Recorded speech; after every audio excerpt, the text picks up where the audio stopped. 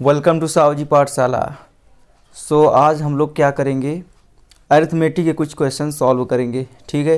Reasoning की जो मेरी सीरीज़ चल रही थी उसको आगे कंटिन्यू तो हम करेंगे ही, लेकिन आज कुछ अरिथमेटिक के क्वेश्चन सॉल्व करते हैं। जैसे कि आप लोग जानते हैं IBPS क्लर्क में तीन सब्जेक्ट आते हैं। क्या? इंग्लिश हो गया, मैथ और रीजनिंग। ठीक है।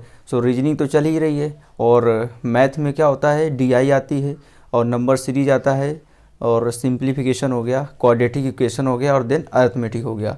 ठीक है। तो अरिथमेटिक के आपको 10 to 12 क्वेश्चन आपको देखने को मिलेंगे। ठीक है।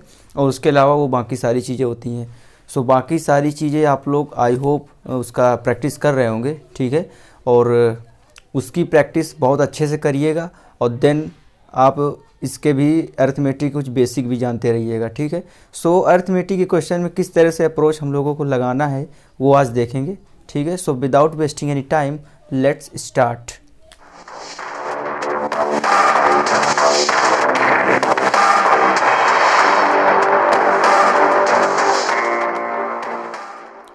आपके स्क्रीन पर पहला क्वेश्चन शो हो रहा होगा, जो कि सिंपल इंटरेस्ट का है। कह रहा sum become 5 times of itself on simple interest in 5 years, what is the rate of interest? ठीक है। तो एक हमारा प्रिंसिपल है जो 5 times हो रहा है, 5 गुना हो रहा है 5 साल में। ठीक है। 5 साल में 5 गुना हो रहा है, और देन कह रहा है कि उसका रेट क्या रहा होगा। तो इस तरह का सवाल जब इसमें आ जाए कि कितने टाइम्स हो रहा है और कितने ईयर में हो रहा है, तो इसका एक जनरल सा फार्मूला होता है। ठीक है। वैसे भी कर सकते हैं आप, लेकिन एक फार्मूले से करेंगे तो और जल्दी हो जाएगा। ठीक है। तो अगर हम मान लें कि n टाइम्स प्रिंसिपल हमारा n टाइम्स हो रहा है और t ईयर में हो रहा है, तो उसके लिए रेट का फार्मूला क्या होता है, R% is equal to n-1/t into 100। यानी ये n टाइम्स हो रहा है, t ईयर में हो रहा है, तो ये हमारा एक फार्मूला हो गया रेट निकालने का। तो सबसे पहले इसी से करते हैं। तो इसमें क्या है, 5 टाइम्स हो रहा है, तो n की वैल्यू क्या रख देंगे, 5, और t या 5 ईयर दिया गया है, तो यहाँ से देखो 20/500, 20 इधर 4 हो जाएगा, 5 - 1 तो 20 चौको कितना हो जाएगा, 80, यानी कि 80% इस तरह से आ गया। ये तो फार्मूला रहा, जिसको याद होगा बहुत ही विदिन 2 से 3 सेकंड में कर लेगा। ठीक है। अगर जिसको फार्मूला मान लो नहीं याद रहता है, तो वो बेसिक से कैसे करेगा। बेसिक्स में मान लो अगर 1 यूनिट हमारी प्रिंसिपल रही होगी, तो वो 5 टाइम्स यानी कि 1 × 5 5 हो गया होगा। अब 5 हो गया है कितने, 5 ईयर में, 5 सालों में। और तो इसमें सिंपल इंटरेस्ट कितना मिला होगा भाई, कोई ना कोई ब्याज जुड़ा होगा, तब से 1 से ये 5 हो गया ना, तो 4 हो गया, 4 यूनिट मान लो ब्याज मिल गया होगा। तो सिंपल से फार्मूला लगा देंगे PRT/100 का। तो उसको मॉडिफाई, एक तरीका, एक मॉडिफाइड उसका क्या फॉर्म होता है, R×T बराबर SI/P इंटू 100। R हमको निकालना है, T हमको दिया है 5 ईयर्स। ठीक है। और SI दिया है 4, और प्रिंसिपल हमने माना है 1/100। इस तरह से ये क्या हो जाएगा, 20/500, 20 चौको 80। तो मेरा बेसिक से भी कोई आंसर आ जाएगा, और ये जो लगाएंगे फार्मूला इससे भी आ जाएगा। आपको जो अच्छा लगे आप उससे कर सकते हो। ठीक है। बढ़ते हैं आगे।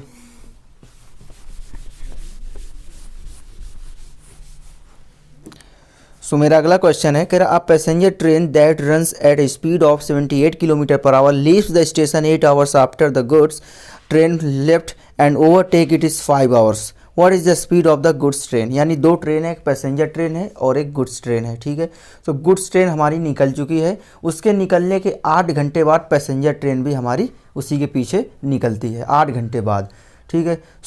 गुड्स ट्रेन 8 घंटे उसके हो चुके हैं निकले, वो अभी रनिंग पोजीशन पर है, और दूसरी अब पैसेंजर ट्रेन उसके पीछे जा रही है 8 घंटे बाद।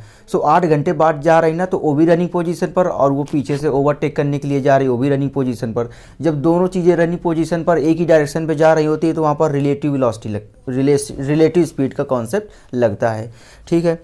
रिलेटिव स्पीड में क्या होता है कि अगर एक ही डायरेक्शन में जा रहे हैं, ओवरटेक कर रहे हैं, तो उनकी स्पीड क्या हो जाएंगी, माइनस हो जाती हैं, डिफरेंस लेते हैं उनकी स्पीड का, वो होता है रिलेटिव स्पीड। और अगर अपोजिट डायरेक्शन में जा रहे हैं, एक दूसरे के आमने सामने से जा रहे हैं, फिर वहाँ पर ऐड हो जाती हैं स्पीड। ठीक है। ये तो सबको पता होगा। ठीक है।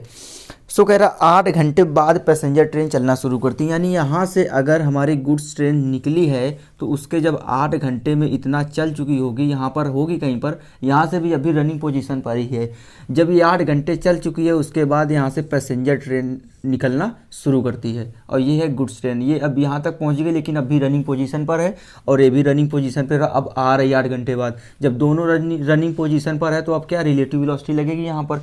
सो रिलेटिव वेलोसिटी लगेगी और उसने बोला है कि जब रनिंग पोजीशन में होता है तो 5 घंटे में ओवरटेक कर लेता है, यानी इसको निकले हुए 8 घंटे हो चुके हैं लेकिन 5 घंटे में इसको ओवरटेक कर लेता है, यानी पैसेंजर ट्रेन की स्पीड और इस गुड्स ट्रेन की स्पीड से बहुत ज़्यादा है।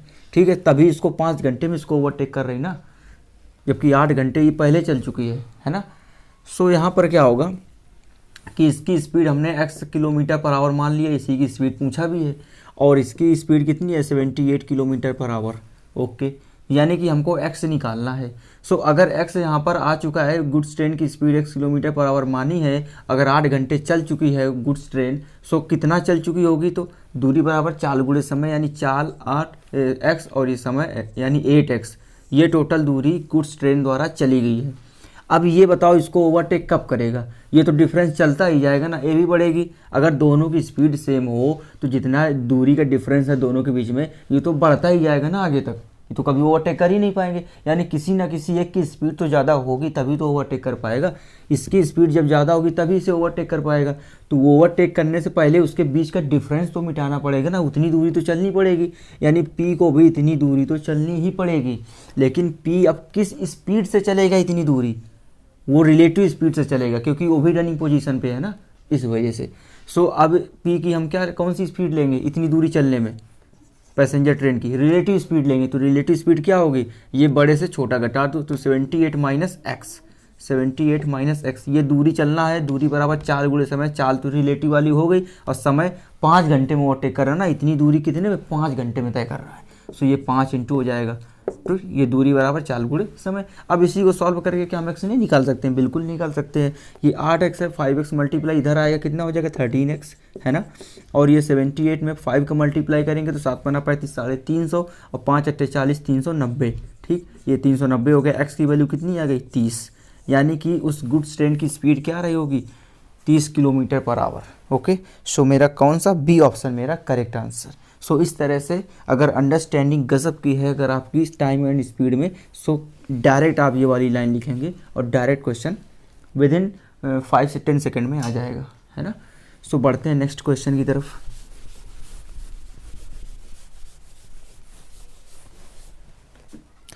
सो मेरा अगला क्वेश्चन एवरेज का है। बोला in a class of 40 student the number of boys in 4 more than the number of girls. कह रहा 40 स्टूडेंट की क्लास है जिसमें बॉयज़ हमारे गर्ल्स से 4 ज़्यादा हैं। ओके, कह the average weight of the entire class is 48.4 kg। अगर एवरेज वेट पूरे 40 स्टूडेंट की देखें तो उनका वेट है 48.4। If the average weight of girls in 44 kg, और एवरेज वेट गर्ल्स का दिया है 44 का और एवरेज पूछा है बॉय का। इट मीन्स यहाँ पर एलिगेशन हमको साफ साफ लगता नज़र आ रहा है क्योंकि 2 ही लोग हैं, उनके बीच का एक टोटल एवरेज दिया है और एक का एवरेज दिया है, एक का एवरेज इससे कम है तो जाहिर सी बात है बॉयज़ का एवरेज ज़्यादा होगा, है ना। तो यहाँ पर एलिगेशन लग जाएगा। एलिगेशन लगाने से पहले हमको निकालना पड़ेगा कि बॉयज़ कितने हैं और गर्ल्स कितने हैं 40 स्टूडेंट्स में। तो इसके लिए हमको एक हिंट दे दिया है कि टोटल 40 स्टूडेंट तो हैं जिसमें बॉयज़ हैं और गर्ल्स हैं। तो बॉयज़ क्या है 4 इससे ज़्यादा है ना गर्ल्स से, तो मैं 4 पहले इससे निकाल ही लेता हूँ। इससे 4 निकालेंगे तो 36 बचेगा ना, 40 से निकालेंगे। अब 36 को इनको आधा आधा बांट दो तो ये 18 हो जाएगा, ये 18 हो जाएगा। बट बॉयज़ तो 4 ज़्यादा है ना गर्ल्स से, तो इसमें 4 जो निकाला था ना 4 इसमें ऐड कर दो तो ये बॉयज़ कितने हो जाएंगे 22 और गर्ल्स कितने हो जाएंगी 18। इट मीन्स 40 स्टूडेंट की क्लास में बॉयज़ 22 हैं और गर्ल्स हमारी 18 है। ओके, सो मैंने ये निकाल लिया। अब एलिगेशन आराम से लगा सकते हैं। एलिगेशन में बोला है कि गर्ल्स का एवरेज वेट कितना है, गर्ल्स का एवरेज वेट है 44 kg, है ना। और बी का पूछा है, मैंने बॉक्स बना दिया, बी का निकालना है एवरेज वेट। और टोटल एवरेज वेट कितना होता है यहाँ बीच में लिखेंगे, कितना है 48.4 kg। ओके, ये मिल गया। लेकिन हम लोग जानते हैं एलिगेशन लगाने के बाद जो इनका डिफरेंस आता है ना, वो डिफरेंस क्या होता है, उनकी ये नंबर ऑफ पर्सन्स का क्या होता है, रेशियो होता है, तो नंबर ऑफ पर्सन्स बी के नीचे लिख दो, मतलब बॉयज़ के नीचे गर्ल्स के नीचे 18, इनका रेशियो ले लो, तो इधर आया 11, इधर आया 9, यानी कि 11:9 यहाँ पर आएगा। ठीक है, चलो आएगा, लेकिन ये तो हो गया इसके हिसाब से, लेकिन इसके हिसाब से देखो इसमें डिफरेंस कितना आएगा 44, इसका 4.4 डिफरेंस आएगा।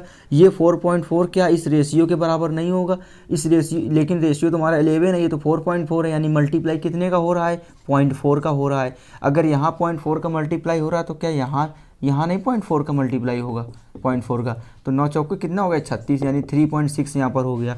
अब ये 3.6 हम देख रहे हैं कि ये हमारा एवरेज हो गया टोटल का, और ये गर्ल्स का है, गर्ल्स का एवरेज कम है, इट मीन्स बॉयज़ का एवरेज ज़्यादा होगा, तब ना ये बीच का होगा। ओके, तो फिर इसका ज़्यादा होगा, ज़्यादा कब होगा, जब 3.6 इसमें ऐड कर देंगे, तो कितना हो जाएगा 49, 9 3 12 52, ठीक, 52, इट मीन्स मेरे बॉयज़ का एवरेज कितना है 52 है, यानी कि सी ऑप्शन मेरा करेक्ट आंसर। सो इस तरह से एवरेज के क्वेश्चन हम सॉल्व करेंगे। चलिए बढ़ते हैं आगे। सो मेरा अगला क्वेश्चन है, आपके स्क्रीन पर शो हो रहा होगा, ये डाउन स्ट्रीम अप स्ट्रीम का है, यानी बोट एंड स्ट्रीम का क्वेश्चन है। कह रहा sum of speed of the boat in upstream and downstream is 36 kilometre per hour, यानी अप स्ट्रीम और डाउन स्ट्रीम का सम दिया है 36। तो हम लोग जानते हैं अप स्ट्रीम डाउन स्ट्रीम होता क्या है। सबसे पहले इस तरह के क्वेश्चन में आपको याद रखना है कि आप लोग खुद सोचिए, लॉजिकली सोचिए कि बोट की स्ट्रीम हमेशा किससे एक्सट्रीम, यानी अगर बोले तो हिंदी में बोले तो नाव की जो चाल है धारा की चाल से हमेशा ज़्यादा होगी, तभी नाव उस पर चल सकती है। ठीक, ये तो हमको पक्का पता है। उसके बाद हम अप स्ट्रीम कब होता है, जब नाव और धारा क्या होते हैं, विपरीत दिशा में होते हैं, तब क्या होता है अप स्ट्रीम होता है। और जब डाउन स्ट्रीम कब होता है, जब नाव और धारा एक ही दिशा में चल रहे होते हैं, तो डाउन स्ट्रीम होता है। तो हम लोग जानते हैं डाउन स्ट्रीम में क्या होता है, दोनों की चाल जो होती है ऐड हो जाती है, अप स्ट्रीम में दोनों की चाल घट जाती है। लेकिन आप लोग जानते हो बोट की चाल हमेशा ज़्यादा होगी धारा से, तो बोट क्या पहले लिखेंगे डिफरेंस में, यानी कि बोट की अगर हम एक्स मान लें चाल और धारा की वाई मान लें, तो अप स्ट्रीम में क्या हो जाएगा x minus y, downstream में एक्स प्लस वाई। ठीक, तो यहाँ पर अप स्ट्रीम डाउन स्ट्रीम दिया गया है। इट मीन्स हमारा अगर देखें तो x प्लस वाई और x माइनस वाई, ये डाउन स्ट्रीम अप स्ट्रीम है, ये डाउन स्ट्रीम है, ये अप स्ट्रीम है, इन दोनों का सम कितना दिया है 36, यानी कि y से y कट गया, 2x की वैल्यू कितनी आ गई 36, तो x की वैल्यू कितनी हो जाएगी 18 किलोमीटर पर आवर, यानी कि बोट की चाल कितनी आ गई 18 किलोमीटर पर आवर। और यहाँ पर हमको the speed of the stream is 3 kilometre per hour, यानी स्ट्रीम की स्पीड यानी धारा की स्पीड हमको कितनी दे दी है, y की वैल्यू 3 किलोमीटर पर आवर। पूछा क्या हमसे, बोला find the time taken to cover the 52.5 kilometre upstream, assume the speed of the boat in still water is constant throughout. ठीक है, बहुत अच्छी बात है। इसने बोला है सीधे सीधे इसने बोला है कि जो 52.5 किलोमीटर हमको जाना है तो कितना टाइम लगेगा जब अप स्ट्रीम की स्पीड से जाना है। सो पहले अप स्ट्रीम की स्पीड तो निकाल ले।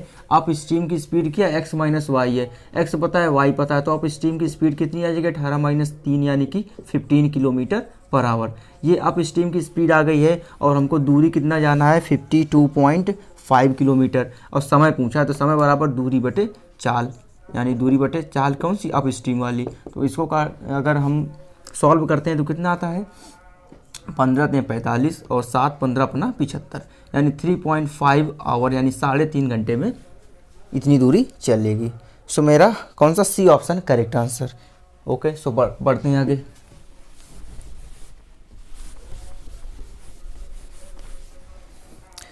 कह रहा a man invested 15% of his monthly income in LIC and the remaining income gave to his mother.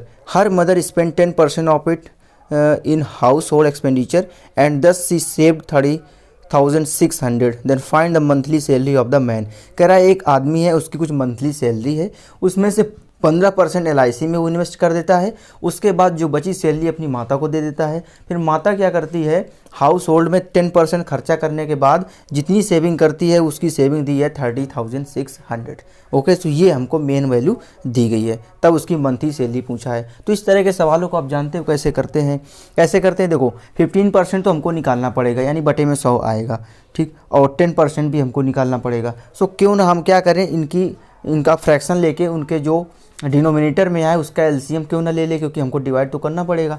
सो 15% का अगर फ्रैक्शन देखें तो कितना होता है 15/100, 5 से 15 5 दूनी 10, यानी 3/20, और 10% का 1/10 होता है। तो इनका LCM ले लो, इनका एलसीएम क्या आएगा, 20 आएगा। तो हम मैंने 20 एलसीएम ले लिया, तो एलसीएम लिया तो ये ओरिजिनल वैल्यू तो नहीं है, तो ये क्या होगा, यूनिट। हमने मान लिया कि उस बंदे की जो मंथली सैलरी है वो 20 यूनिट है। ओके, 20 यूनिट हो गया। इसमें से 15% वो एलआईसी को देता है, तो एलआईसी में कितना जाएगा, 15% निकालो 20 का, 20 का तो 15 दूनी 30, यानी कि 3 यूनिट उसने एलआईसी में दे दिया। अब बचा कितना अमाउंट, 17 यूनिट। 17 यूनिट उसने क्या कर दिया, अपनी माता को दे दिया, मदर को दे दिया। अब मदर ने क्या किया, 17 यूनिट से 10% हाउस होल्ड में खर्चा कर दिया, तो इसका 10% कितना आएगा, 1.7, यानी कि 1.7 हाउस होल्ड में खर्चा होने के बाद अब मदर के पास बचा कितना, तो 1.7 इससे घटा दो तो कितना आएगा, यहाँ पर आएगा कितना, 3 और 6 एक 15.3, यानी 15.3 यूनिट क्या उसकी माता के पास बचा। लेकिन क्वेश्चन के अकॉर्डिंग कितना बचा, क्वेश्चन के अकॉर्डिंग बचा 30,600। चलिए हम यहाँ से 1 यूनिट की वैल्यू निकाल लेते हैं, तो 15.3 का यहाँ भाग देंगे तो पॉइंट से 1 0 और बढ़ जाएगा और ये 2 बार चला जाएगा, यानी कि 153 2 ज़ा कितना होता है, 306, यानी 2000 यहाँ पर आ गया। अब क्या करेंगे, मंथली सैलरी पूछा है, क्या लेके चले थे, 20 यूनिट, तो बस 20 यूनिट की वैल्यू यहाँ से निकाल दो। ओके, क्या दिक्कत है, 20 यूनिट की वैल्यू निकाला, कितना आएगा, 40,000, 40,000। सो मेरा कौन सा, डी ऑप्शन मेरा करेक्ट आंसर है। तो ये तो बहुत ही ईजी था, ये तो माइंडली कैलकुलेशन आप कर सकते थे जल्दी से जल्दी। ओके, सो बढ़ते हैं आगे।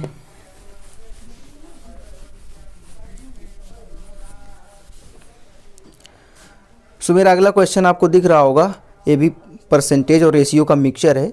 बोला in a city 68% population is literate in which the ratio of the number of males and number of females is 11.11:6 and if the number of illiterate males to the number of illiterate females ratio 3:1 find the ratio of the illiterate female to illiterate female.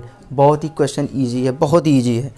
हम क्या मान के चलते हैं कि city की population 100 है, ठीक है, 100 में से 68 क्या है, लिटरेट हैं, ये लिटरेट हो गया, और ये अगर लिटरेट है तो बाकी इलिटरेट होंगे। अगर इलिटरेट 68% है तो 68 हो गया, और बाकी जो बचा 32 वो क्या हो गया, इलिटरेट हो गया। अब 68 में बोला मेल और फीमेल्स का रेशियो 11 कितना है, 11:6 है, तो 11:6 से हमको मेल और फीमेल टोटल मिला के लिटरेट कितने, 68 है, उनका रेशियो दिया, तो क्या हम ये ओरिजिनल वैल्यू नहीं निकाल सकते हैं। ये कितना हो गया, 11 + 6 17 और 68/17, यानी कि 4 × 11 44, और ये कितना हो गया, 24, यानी कि 44 मेल है जो लिटरेट हैं और 24 फीमेल है जो लिटरेट हैं। अब इसका इलिटरेट का भी रेशियो दिया है, मेल और फीमेल का कितना, 3:1। इसमें भी निकाल लेंगे, 3 × 4 = 32, 4 8 × 24 और ये 8 × 8, यानी कि इलिटरेट मेल हमारे 28 है, लिटरेट फीमेल हमारे 8 है। अब रेशियो पूछा किससे है, लिटरेट फीमेल का रेशियो पूछा है इलिटरेट फीमेल से, कितने, 8, यानी कि 3:1। इट मीन्स मेरा सी ऑप्शन मेरा करेक्ट आंसर। सो बढ़ते हैं आगे।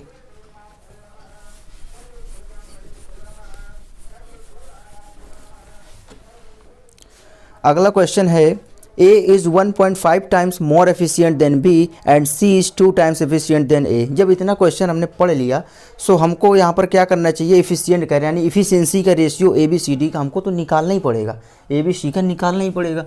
सो हम पहले क्या करते हैं, ये 2 लाइन पढ़ने के बाद हम ABC का रेशियो निकाल लेते हैं। तो बोला A जो है B से 1.5 टाइम्स है, तो इसको थोड़ा सा अगर 1.5 टाइम्स मोर है, ज़्यादा है, तो B को कुछ ऐसी वैल्यू मान लेते हैं जिसमें 1.5 टाइम करे तो वो पॉइंट हट जाए। तो यहाँ पर 1 मानेंगे तो पॉइंट बना रहेगा, 2 मान लो, अगर ये 2 इफिशियंसी इसकी 2 है तो इसका 1.5 टाइम्स कितना होगा, 3, और 3 ज़्यादा है ना इससे, तो 3 2 5 हो गया, ये रेशियो आ गया। फिर कह रहा है कि जो C है ना, C A से कितना है, 2 टाइम्स है, तो A का 2 टाइम्स कितना, 5 का 2 टाइम्स कितना होगा, 10, यानी ABC का रेशियो हमको पता चल गया 5:10। इट मीन्स ABC के एफिशिएंसी का रेशियो इतना है। एफिशिएंसी का मतलब क्या हुआ, एक दिन में कितना काम कर रहे हैं, A एक दिन में 5 काम, B एक दिन में 2 काम, C एक दिन में 10 काम, ऐसे तीनों मिलके एक दिन में 10 2 12 5 17 काम। ओके, ये तो आप समझते होंगे, उसमें पढ़ा होगा टाइम एंड वर्क में। फिर कह रहा है A and B takes 7.5 days to complete the work, यानी कि A और B अगर मिलके काम करते हैं तो 7.5 दिनों में काम कर लेंगे।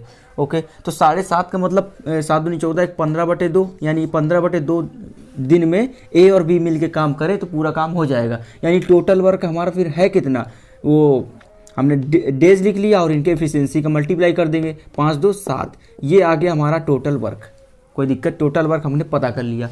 अब क्या कह रहा है, how many days will B and C take to complete the work together. अगर कह रहा है इस टोटल काम को बी और सी मिलकर करें, ए को हटा दो, ए ना करे, बी और सी मिलकर करें तो कितने दिन में करेंगे।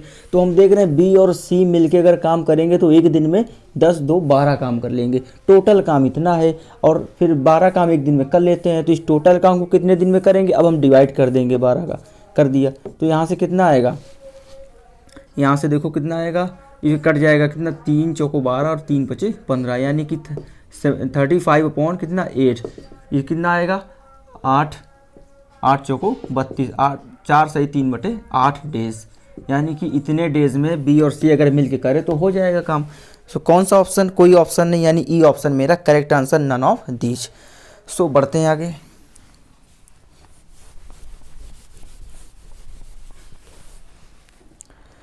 सो मेरा अगला क्वेश्चन कह रहा है, in an exam if 7 marks given for right answer and 4 marks deducted for wrong answer and total marks given to a student 263, then how many right answer given by student if total attempt is 58। So आप लोग जानते होंगे, आप लोग exam देते हैं तो आप लोगों को पता ही होगा कि माइनस मार्किंग क्या होती है ना।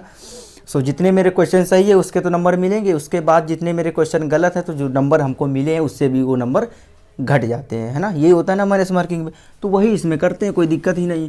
7 मार्क्स मिल रहे हैं हमको कब, एक क्वेश्चन सही होने पर, और 4 मार्क्स कट रहे हैं एक क्वेश्चन गलत होने पर।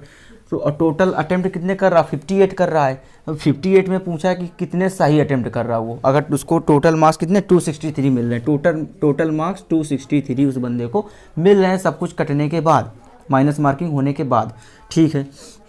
अगर 58 अटेम्प्ट कर रहा टोटल क्वेश्चन, उसमें से सही पूछा है तो सही हमने मान लिया, कोई एक्स क्वेश्चन मान लो सही किए होंगे, इन जनरल मान लिया, वही तो निकालना है।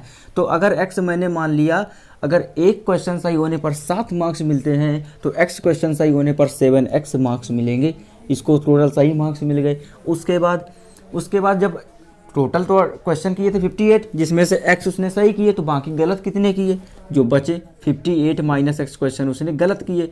अब ये गलत क्वेश्चन, एक क्वेश्चन गलत होने पर 4 मार्क्स कटेंगे, तो इतने क्वेश्चन गलत होने पर इतने इंटू 4 मार्क्स, तो इसमें 4 का गुणा कर दिया। तो ये तो हमको मार्क्स मिल रहे हैं जो हमने क्वेश्चन सही किया है, और ये हमने गलत किए इतने क्वेश्चन, तो इसके मार्क्स उसमें हमारे सही वाले से में भी घट जाएंगे ना, उसमें भी घट जाएंगे। जब उसमें घट जाएंगे तभी ना तो ये वैल्यू आ रही है 263, तो इसमें घटा दो उसको, है ना।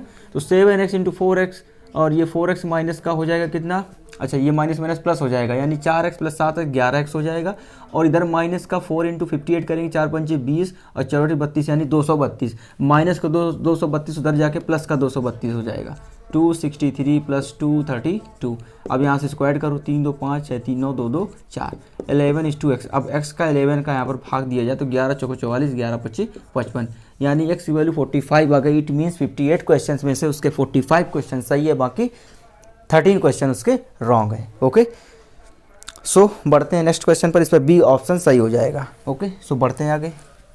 अगला क्वेश्चन है, कह रहा the difference between circumference of circle A and diameter इस 90 सेंटीमीटर। एक सर्किल ए है जिसके सर्कमफेरेंस और डायमीटर का डिफरेंस दिया है 90 सेंटीमीटर। हम लोग जानते हैं कि डायमीटर से सर्कमफेरेंस हमेशा ज़्यादा होगा, इसलिए इट मीन्स अगर डिफरेंस लेंगे तो सबसे पहले उसको रखेंगे, क्यों, क्योंकि माइनस ना आ पाए, है ना। तो सर्कमफेरेंस कितना हम रख दें 2πRA, क्योंकि सर्किल ए है, और माइनस डायमीटर 2RA, इनका डिफरेंस कितना दिया है 90 सेंटीमीटर। एंड देन अगर मैं यहाँ से देखो कॉमन क्या आएगा, 2RA कॉमन आएगा ना, मैंने ले लिया, और अंदर क्या आएगा पाई माइनस 1। अब पाई माइनस 1 यानी पाई 22/7 माइनस 1, और 7 ऊपर जाएगा एलसीएम लेके, तो 22 में 7 चलेगा, कितना आएगा 22 में 7 15 आएगा, तो 15 अपॉन कितना आएगा 7, यहाँ बचेगा इधर 90, इधर हो गया 15 छक्का 90, और ये 2 3 6 हो गया, तो RA की वैल्यू कितनी आ गई 21। तो सर्किल ए की रेडियस कितनी आ गई 21 सेंटीमीटर। और देन कह रहा if radius of circle B is 7 centimetre less than A की है तो बी की क्या कह रहा है, इससे 7 कम है, तो 7 कम कर दो, कितना हुआ 14 हुआ, है ना।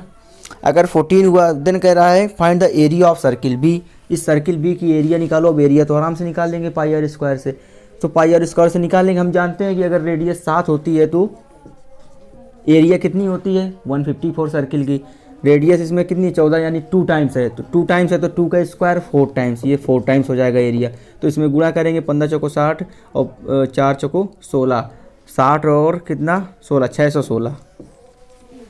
इट मीन्स ए ऑप्शन मेरा करेक्ट आंसर। सो इस तरह से हम इसको सॉल्व कर लेंगे, वेरी इजी। चलिए बढ़ते हैं आगे।